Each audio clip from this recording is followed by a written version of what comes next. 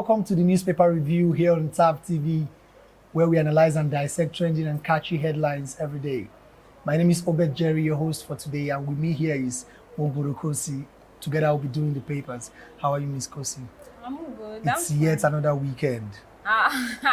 Still to remind you how the other one went. It's as if we just... And the happy new month. Happy new month to our viewers out there. But it's as if we just left. It was rushed. I don't know if I'm really personal. Like the month of November was a bit fast. Especially this week. It was just last week that we were talking about. That we're on this show talking about. New weekend and all that. Really for us to land here Friday. Seriously, exactly. I'm really happy. Because I love weekends. You love relaxing. To me, it's the only time I can keep my heart together. I can calm down, sleep, rest, eat. You understand? Without going out and all that. So, and on Sunday, I'll go and have one-on-one contact with God, you know? Exactly, that's right. You too can also be a part of this show. Do well to like, subscribe, drop your comments in the comment section. Follow us across all our social media handles. All right, without wasting much of our time, look over to the first newspaper of the day. We'll be looking at the Daily Sun newspaper. Today being 1st December 2023, the first headline here reads, Demolition, Ohaneze to meet Sanwo-Olu. Sub-story under that reads, vows to protect assets of Igbos across Nigeria. Story under it reads, Peter Obi urges government to stop demolishing people's buildings. We see also here, Shetima in Anambra commissions project sponsored by Emeka Ofo. Details is found on page 26 of the Daily Sun newspaper. 2024 budget, House of Rep talks tough. Says only MDAs with judicious use of 2023 allocations will get funds. Details is found on page 6 of the Daily Sun newspaper. How robbers shots killed Ogun top government officials. Sub-story under that reads, Abiodun mourns direct security agents to fish out perpetrators. Look up on page 4 of the Daily Sun newspaper to know about the story. We see here on the main headline reads, FG paints scary picture of poverty. Sub-story under that reads, puts number of starving Nigerians at 94.5 million. Alarmed over 80% surge of food importation. Details of that story is found on page 6. The federal government is alarmed over 80% increase in food importation, knowing fully well that the government is not focusing on our agricultural sector. What else should we do? Wouldn't we focus on importation? Why is it an alarm to them, and why are they painting a scary picture of poverty? Like they don't know we are in poverty. They don't know our poverty rate has increased as time being. Oh well, this actually reminds me. Sorry, I want to divert a bit because this actually reminds me of during the time of Buhari when he came out. Like, change. No. When the reporters will be like, Buhari shocked over this that happened. Exactly. Buhari shocked over, and you keep on hearing story like he was shocked over this, he was shocked. Like and, he's a visitor to the country. Exactly. Is it that he was like, when all these things were happening, he wasn't aware of what is the means of information feeding him with? You understand? Exactly. So for the government to be alarmed, I think it's a good one for us, right? Because if they've not been aware of what's happening, then it's better. They are aware now. They are aware now, you understand? Because to me, I feel that alarming or something doesn't significantly mean that they are not aware. You understand? Maybe it's kind a of good start for them to make figurative speech. Okay. You understand? Okay. Then, coming to what's happening, you mentioned earlier about our manufacturing sector, our agricultural sector too. And that's reason actually why I like during the time of former president of Nigeria, that's Olusegun Obasanjo, during his time. So he brought out a policy which is Operation Feed the Nation. And in that policy of Operation Feed the Nation, he made it possible that he made agriculture to be the top priority. You understand? Because before his time, Nigeria was so focusing petroleum, because we recently found out that we had oil, you understand? So we are so focused in petroleum and all that. But when he came in, he had to diversify the economy. He decentralized it to the extent that we don't have to focus on the oil alone. You understand? Which is the best thing any country can adapt to. You understand? Because coming to this, imagine depending on one single sector for your revenue, internal revenue, external, for everything, especially your internal revenue. And the growth of the country at large. Only depending on oil for your external revenue, because they believe that once they export it, once they sell it out to other countries, they will get more money and all that. But that's not the only thing that can give Nigeria money. We are blessed with natural resources. We are blessed with good soil, fertile land. You understand? We have rich soil. And if the government can channel all the things, all the policies, if they can channel it to agriculture, you see that it will reduce the level of inflation. You understand? And in coming to reducing this reduction of inflation, firstly, if the government actually wants to reduce inflation, they should first of all reduce, not reduce actually, but to set up our refineries. So we won't be constantly exporting and importing. But exporting our oil just for them to refine it and bring it back to us and sell it to us at an exorbitant price. You understand? That's the reason why it's being sold at an exorbitant price. And the dollar exchange is not helping matter. Because you, as a major dealer in oil, the cost of exchange rate is too high. So when you get it, you need to increase your to make profits and recover your cost. You understand? It's normal. So if they can reduce the exchange rate, which they already promised that they will reduce it to 700, as of early this year it was 400. You understand? So if at least let them reduce it, because non-dollar is still over 1,000 something. You understand? So if they should, it's a welcoming development. Then after reducing the exchange rate, setting up our refinery, then tackling insecurity, because most times we will hear stories like how herdsmen entered farmland, kidnapped the farmers, and most of these farmers even when you are some persons are having importation of food crops from the eastern region to the western region or from the northern region, they will be ambushed and attacked. You understand? And this has instilled fear in the lives of Nigeria, because imagine you need to tend to your farmland, but the fear of getting kidnapped, the fear of getting beaten, killed and all that, the fear of unknown, that's the reason why our security sector should be tightened. You understand? Then that means we are heading somewhere. Because when I saw the 2024 budget, it wasn't tackling what that's supposed to be. It wasn't actually focusing on what's supposed to be focusing on. You understand? You are talking about getting SUVs. You are talking about getting a presidential yacht. It's not focusing on the main thing. It's more of luxury than curbing insecurity, than curbing inflation, than reducing inflation. It's more of luxury. And I'm asking, when did we get there? When did we get here? I don't understand. You understand? Because I just remember something. As of 2015, before even Buhari entered, one liter of fuel then was 87 naira. Exactly. How come it's skyrocketed just within few years? It's skyrocketed from 87 to now over 700 naira. You understand?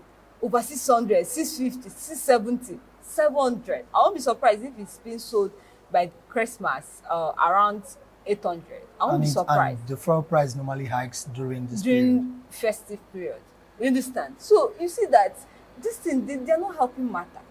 They're not helping matter. The insecurity, the inflation is too much, and everything. Nigeria is in pain. We are in pain. So we need the government to come to our rescue. They need to come to our aid. Exactly, but to another angle, from another angle, the Nigerians, most of them do not even want to focus on the agricultural sectors. Most of them have farmlands. They rather want to build on it, maybe build churches, build shops and rent, or build houses and rent it out, rather than starting agriculture, at least making that move since we are the country itself. Yeah, most Nigerians, that's where all hands has to be on deck to curb this inflation and this insecurity too. You understand? But you won't, if you look at it in the other angle, most of them are scared of their lives. They are scared of being beaten. And also, Nigeria has this mentality that Nigerian product is inferior. You understand? And then most Nigerians, sorry to cut you short, most Nigerians have this mentality that once you're a farmer, you're a poor person. You're a poor person. But good to, do you know, I was talking to a friend But the of farmers mine, make a whole lot of in profit. UK, farmers has, do you know, they they are do like not lack driving, food yearly. they are like Driving force. force in forest. Farmers. Exactly. If you look at the economic history of US, they are like driving force. You understand? So you see that it just has to start with our mentality. It has to change. It has to change because we are thinking so. Everybody so wants low. to do Everybody business. just Everybody wants to do white collar jobs. White collar job. If it's during our olden time, during our forefathers' time, you are classified as a rich person. Depends on how your yam ban is and all that food exactly. stuff. You that understand? plant. You see, then they had this mentality. They had this Now mentality. you hardly go on the streets without seeing a place where farmland is and all that. All right, let's move away from that story and move into the next paper for the day. We're looking at the Daily Independent newspaper. The main headline here reads, Lagos demolition. Ohaneso insists state government must compensate victims. Details of the story is found in page 6 of the Daily Independent newspaper. Another headline here reads, Senate reps open debate on 2024 budget, insist on implementation. Details is found on page 6 of the Daily Independent newspaper. Plan for integrated national electricity policy underway. Details is found on page 7 of the Daily Independent newspaper. Kogi Guba polls. Security operatives take over INEC office in Lokoja. Details is found on page 29 of the Daily Independent newspaper. We see here on the bottom headline, we won't tolerate sabotage of drug war. Mawa warns. Details found on page 8 of the Daily Independent newspaper. And Ms. Kosi, I would like your thoughts on this headline that reads, Lagos demolition. Ohaneze insists state government must compensate victims. You know, recently there have been videos making the rounds on the internet that the Lagos state governor, headed by Governor Sanwo-Olu, demolishing houses that was said to have blocked the drainages and all that. Yeah, he actually came out because following they consigned the head of Ohanes and Dig, you understand? That's Mr.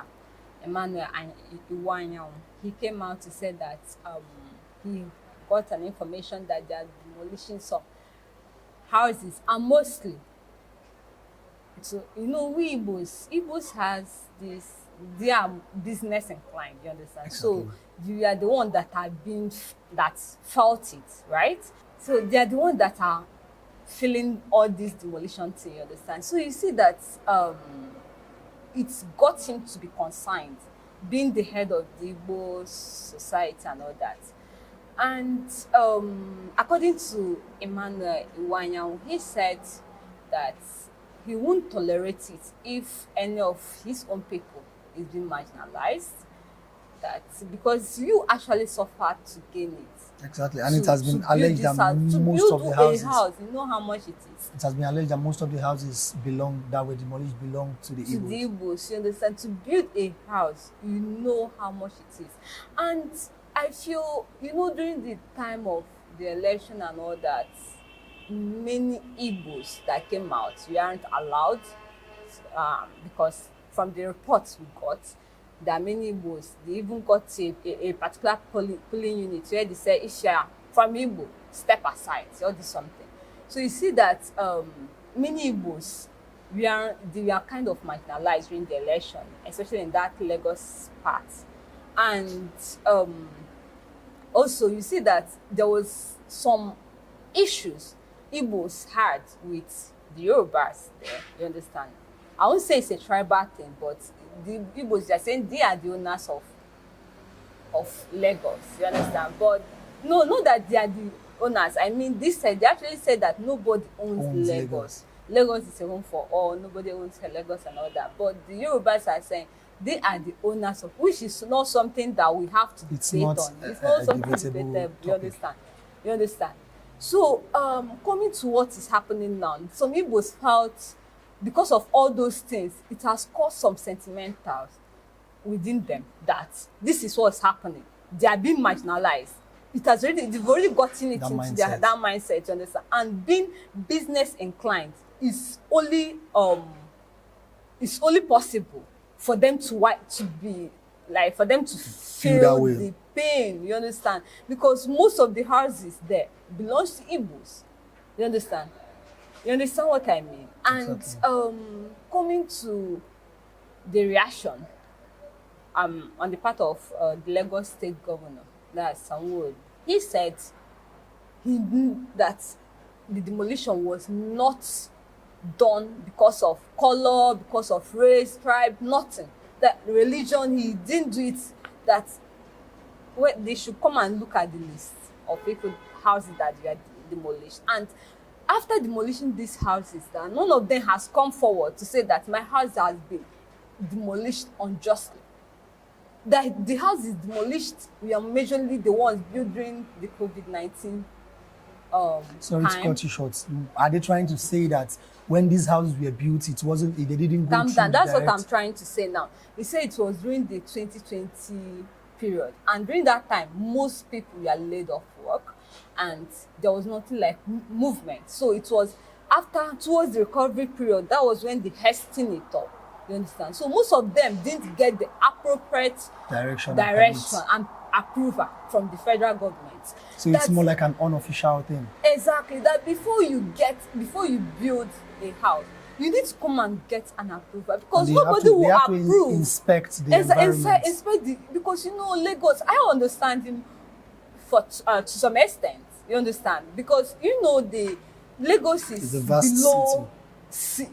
The sea, and there's if it's not well or properly managed, some of they can cause harm, especially they can be attacked. Because I remember sometime Lagos was flooded, especially that part of Lekki was flooded. You understand?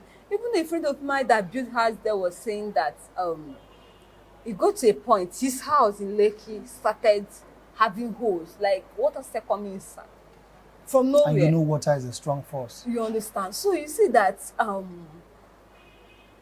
to some extent the governor is also making some points, but my own major concern is why doing this now? You understand? According to him, he said the drainage and all that. But why not look at the ones that are built in a critical part? Not just because they didn't get the approval. Exactly. Because I already analyzed it. Just because you didn't get the approval doesn't mean that the house is built illegal. Okay, if I heard you right, you mean he should have started from the houses that are critically on the drainage lane. Exactly. Instead of going for those ones that were built during the 2020. Exactly. That's the best thing. You understand? At least, because Nigerians, we're already in suffering, we're in pains. At least go to demolish the ones that are built in all this drainage area and all that. That that it can cause harm to the country. The ones that are the ones that has lesser harm for now, at least. For now, you understand? Because how can you just give? They say they gave they brought it. They told them that if your house is, they gave them notification and all that. You give the notification when on what period? October, and now it's December. That's even ending of, we just entered December. But that's the start. That's just less than 1 month. Less than 1 month. So to me, I just feel this is not the period to do this type of thing. They should channel that energy, because it's not just in Lagos. Look at what Suke is doing in Abuja. And he's not stopping anytime soon. And it's annoying. This. Imagine a house worth of millions is being demolished just like that. Without the suffering, do you know the pains of making money? And even rendering those people homeless. That's it. Imagine your own livelihood, your everything is just inside that house, only for them to out of the blues demolish it just like that. To me, it's not right. It's not right. The pains Nigeria is going through is too much for them to be inflicting more pains. There are time for everything. They should channel making Nigeria to be a better place, making Nigeria economy to come out from inflation. That's the only thing. That's the best thing. Demolishing their house now, what will it cost? How will it affect the economy? Will it increase the economy or decrease it further? The measures they are supposed, or the policies they are supposed to be making, is to get towards improving Nigerians' economy and bringing us out of inflation.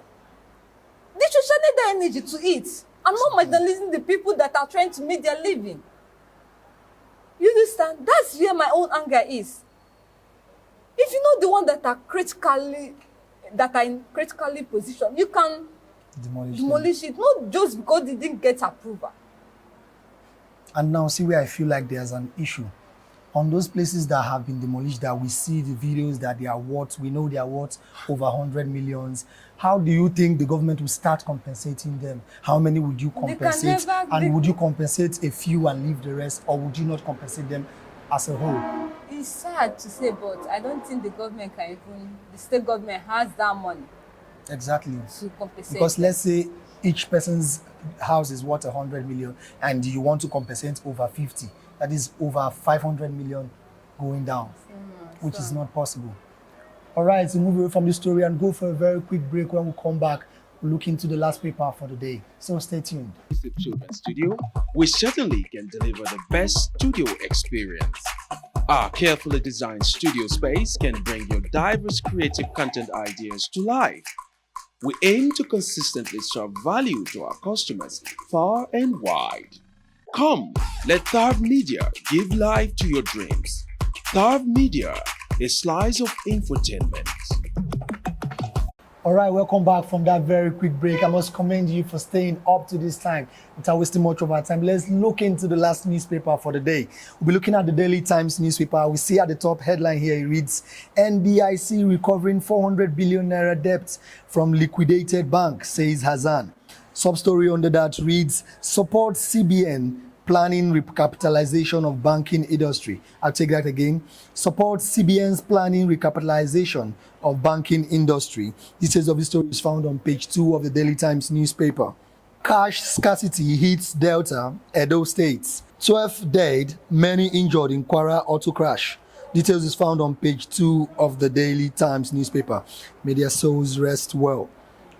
Still on the headline, it reads, we can't stop demolition in FCT, says Wike. Details is found on page 11 of the Daily Times newspaper. Just what we were saying a few minutes ago that about demolition the minister of the FCT is doing in... And he's even saying he's not stopping 10 times. Exactly, he's not stopping anytime soon. That's inhuman. Like, you... And funny enough to know that he doesn't even have anything to lose in this. He never owned the house there, he never owned lands there. That's right. That's wrong. That's not right at all. All right, still on the headlines, the bottom story here reads, masked gunmen hijack bullion van, kill Ogun Government House Finance Director. Details is found on page 11 of the Daily Times newspaper. The main headline here reads, PDP rubbishes Tinubu's 27.5 trillion naira 2024 budget. Sub-story under that reads, it will further associate Nigerians, party says. Contains nothing to revive economy, only renews hopelessness. This is funny how the PDP is making mockery of the Tinubu's administration. Renewed whole budget. Knowing that they are like brothers to the APC party. Because exactly what the APC is showing us is partially what the PDP have done in the past times. Okay, I would like your thoughts on this headline that reads, reps to halt exodus of health workers abroad. Brain draining. Exactly. That's the Japa syndrome. Japa. And that's what we've been talking about from 2021, after the COVID-19 and all that. That's when it became more rampant because there was mass living of Nigerians. Mass relocation. Location. It was much. And those ones that are leaving, they are bidding the country farewell. Like, I won't They are come not back coming anytime back. soon and all They that. are not coming back. And I'm asking, if everybody is leaving, who is going to take over Nigeria? And who is going to fix the country? Who is going to fix Nigeria? A lot of things will be like, no, I'm not fixing Nigeria. They should fix it. Whenever they fix it, we can come back and all that. But if we all have the same mentality of living Nigeria to on their to fight just or wallow to like that. wallow in pain and just go like that, that means there will be a time those countries you are running to, you would like to come back to your home. There's nothing like home. You understand? No matter where you go, no matter where you are, there's something like home. Your home will always be your home, no matter what happens. Exactly. You understand? So to me, I just feel that this whole thing, this whole mass relocation and all that is rendering our health sector useless. Very useless. Very useless. You understand? And I like the fact that the House of Rep are putting concern. They are seeing reasons They are why it see- should stop. It should stop. And according to the newspaper, when I went through it, I found out that they want to set up, they want the Turkish government to invest in the Nigerian In the health sector. economy, in the health sector, you understand, to build a medical school in the health sector. But my own is not. It's not about building a medical school. It's about making it affordable for the poor masses. Because this school now is going to go for the rich. The rich that maybe they can't afford for their kids to go outside, or even those that can afford but want their kids to school in Nigeria. And once the cost is high, it's the lesser citizens, the lesser number of people that would even go still there. attend the school. So So it's even like if- not doing anything. It's like not doing anything. If they want to help the health sector, firstly, they should carry out maintenance. Exactly. You understand? They should go to state-owned hospitals, federal-owned hospitals. And even private, some persons that are not worth those certificates and those permissions to run. Cleansing. They should go and eliminate anybody that is not worth being a medical doctor. Because I remember being in school with most people that are medical doctors, they are not worth it. They are not worth it. Then exactly. the highly skilled ones are being taken outside. They are relocating, going outside because they have better offer. You understand? If they want to keep them, give them that thing that That they same thing want that to is go making them outside. go out. You understand? That's appreciate them, show them that they are being seen. Exactly, like you rightly said, they are to be appreciated because you know somebody being in charge of another person's life. Life. They're like the God we are seeing. Exactly. Because God, there's no way God can come down to perform the surgery. It's through them. And if they are not happy, if they are not well paid, they are not well fed, Imagine their being minds will not be focused imagine in being in a surgery room and only for you are trying to deliver. Maybe a woman is trying to deliver and you're trying and you to remember your child is sent out of school and it's not even it. Maybe you've not eaten. They say the first cases where the doctors don't patients because they are being paid low. The people they are paying, imagine the House of Rep, senators, they are getting more than what the doctors, they are getting more. You understand? Exactly. These are the things, if you know, the ones that are very critical. The health sector, the security sector, the education sector. Because I remember during my time in university days, I remember how we went on strike 2 consecutive times. And first we went long period of 8 months. They rushed us. I used 8 months to run 4 semesters. to run 4 semesters. How is it possible? They don't care whether it's entering or not. You need to graduate and leave so others can come in. You see, those times you missed out, so they had to recover it. You understand? So if they continue like this, how will you be able to trust the doctors? Exactly. They don't know anything. To them, they don't. That's why majority of these politicians, they go outside for medical treatment. You can't touch them. Exactly. Because they know they don't have trust in the health sector. That's why most of them, they go outside for medical treatment. Even the president, he goes outside for medical checkup. Why not do it in Nigeria? Because he doesn't have faith in the Nigerian health sector. He knows that the health sector level is low. It's dilapidated. It's nothing. So that's why they cannot even risk their own life. And it's funny how this same issue is not baffling the whole government, because they are to stand on their feet and make. This is not even something that only the reps should be talking about. Both the state government, the federal government, and even the local government angles are supposed to sit up together and make amends on this same issue. Exactly. Because when you treat a patient and he or she survives, it's before the person would go into doing his or her normal business. You're right.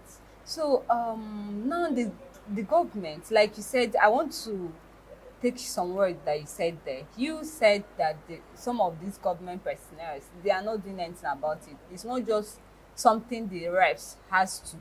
To do alone. It's something Aaron Hines has to, especially the federal government. You understand? But you won't.